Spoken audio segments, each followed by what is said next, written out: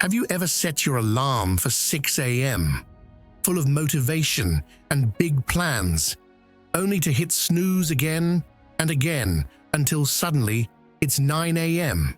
Your phone is buzzing, your heart is heavy, and guilt becomes the first emotion of your day. You've heard it everywhere. Successful people wake up early. You tried it once, twice, maybe 10 times, and every time you failed, you told yourself the same lie. I'm just not a morning person. I work better at night. I need more sleep. But what if that one single hour between 6 a.m. and 7 a.m. is silently deciding your entire future? What if one ordinary man proved that your destiny isn't decided by luck, education, or connections, but by whether you show up before the world does? Stay with me until the end, because this story might be the wake-up call you didn't know you needed. In a crowded industrial city where machines never slept, lived a 34-year-old man named Daniel. Daniel worked as a night security guard at a storage facility. Every night at 9 p.m., he reported for duty. Every morning at 7 a.m., drained and invisible, he walked home. His salary barely covered rent. He lived in a single-room apartment, peeling paint, a noisy fan, a thin mattress on the floor, and a single bulb that flickered like his hope.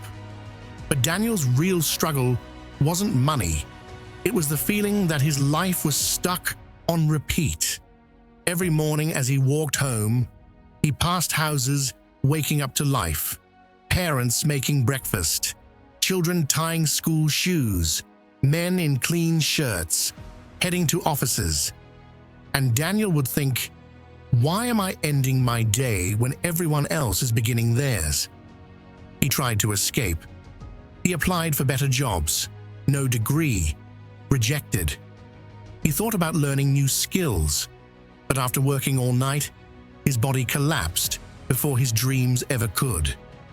His father, old and sick, called him every Sunday. "Son, when will things change for you? I want to see you succeed before my time runs out." Daniel always answered the same way. "Soon, Papa, I'm trying." But deep down, he knew the truth. He wasn't lazy.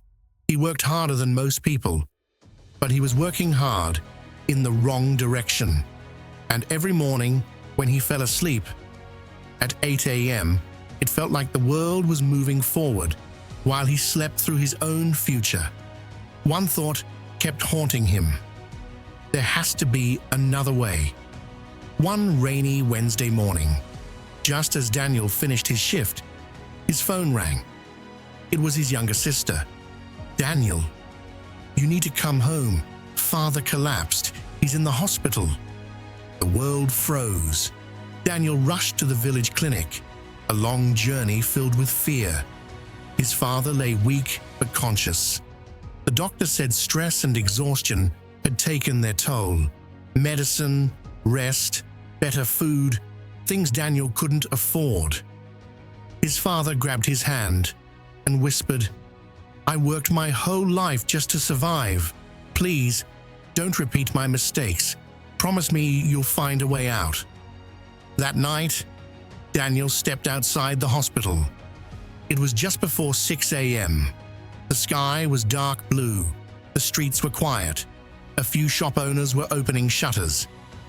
Birds were beginning to stir, and in that stillness, something inside Daniel broke. Not with sadness, with determination. "No more," he said softly. "I won't live like this forever." On the bus ride back to the city, Daniel noticed a man sitting across from him, well-dressed, calm, reading a book at 6:15 a.m. Daniel recognized him. Mr. Alvarez, a respected businessman who owned several stores. Curious, Daniel finally spoke. "Sir, can I ask you something?" "Why are you out so early?" Mr. Alvarez smiled. "Because I wake up at 6 a.m. every day. That hour belongs to me, not my job, not my phone, not the world." Daniel frowned. But don't you need sleep? I sleep by 10 p.m. 7 hours is enough if you respect your body. He studied Daniel's tired eyes. You work nights, don't you? Daniel nodded. Mr. Alvarez leaned forward. You're awake when opportunities sleep, and asleep when opportunities wake up. Then he said something Daniel would never forget. The hour between 6 and 7 a.m. is where average lives end and intentional lives begin. He wrote his number on a piece of paper. If you're serious about changing your life, call me, but only if you're willing to be disciplined. The next day, Daniel did something unusual. He woke up at 6 a.m. and stayed awake. He met Mr. Alvarez at a quiet cafe. You actually showed up, Mr. Alvarez said. Good, most people don't. He drew a simple diagram. Your life is like a broken building. You keep fixing the walls, but the foundation is weak. He pointed to the paper. 6 a.m. to 7 a.m. This is foundation time. 1 hour a day becomes 7 hours a week, 30 hours a month, 360 hours a year.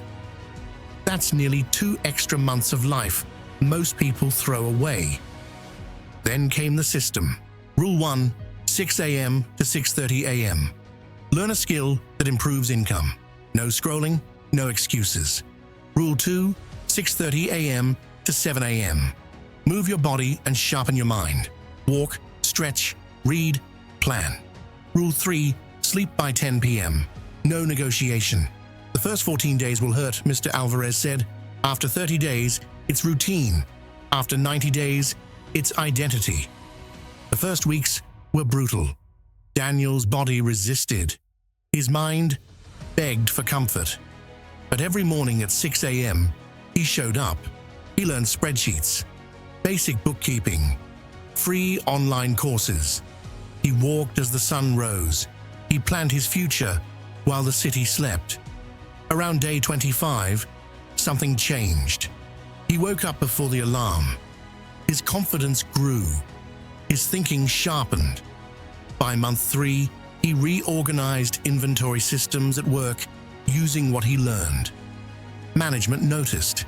On day 88, he was offered a day shift accounting role with double the salary. 1 year later, Daniel had moved his father closer, paid medical bills, and built a life with intention. He still wakes up at 6 a.m., not because he has to, but because that hour built him. Here's the truth. Success isn't luck. It isn't motivation. It's what you do before the world distracts you. So tonight, set your alarm for 6 a.m. Choose one thing to build. Protect your sleep and show up every day, because your future isn't waiting for someday. It's waiting for tomorrow morning. Will you be awake